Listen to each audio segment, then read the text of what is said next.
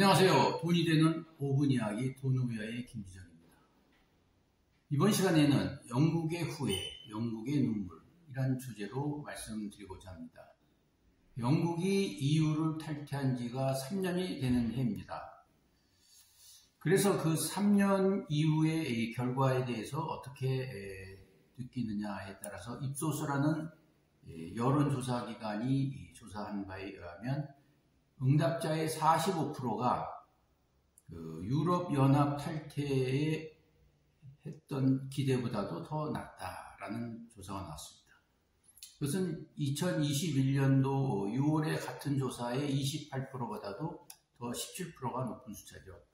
결국은 그 미래를 생각하지 못하고 EU를 탈퇴했다, 이런 얘기가 나오고 있습니다. 그 당시 EU를 탈퇴했을 때 국민 여론은 65%의 찬성이었죠.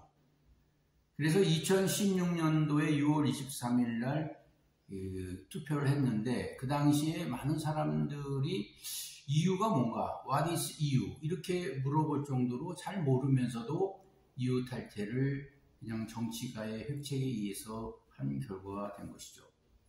그래서 결국은 2020년 2월 1일 날 EU에서 공식적으로 탈퇴하게 됩니다.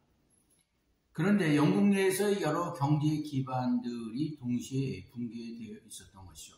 특히 그 당시에 총리였던 데이비드 캐머런 총리가 자신의 정치적인 입지를 굳히기 위해서, 반전하기 위해서 EU를 탈퇴했다, 이렇게 얘기를 하고 있습니다. 그래서 결국 EU를 탈퇴한 지 3년 만에 우려가 현실이 되어 있었고요. 독일의 DPA 통신에 의하면 브렉시트 이전 독일의 5대 국가가 영국이었는데, 이제는 체코에도 밀려 10위권에 떨어졌다, 이렇게 얘기를 하고 있습니다.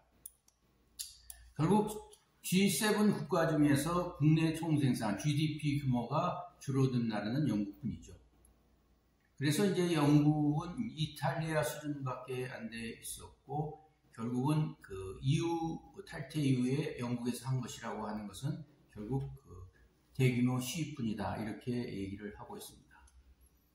그리고 그 당시 EU 탈퇴를 주도했던 나이젤 파라지 영국 독립당 대표는 그 자녀들은 또 독일 시민권을 얻어서 후회 없는 삶을 선택한 것이죠. 최근에 이제 미국과 중국의 갈등의 샌드위치에 있는 우리로 봐서는 이러한 역사적으로 후회되지 않도록 한번 정부와 기업 그리고 국민들이 이런 것에 반면교사를 해야 되지 않나, 이렇게 생각합니다. 감사합니다.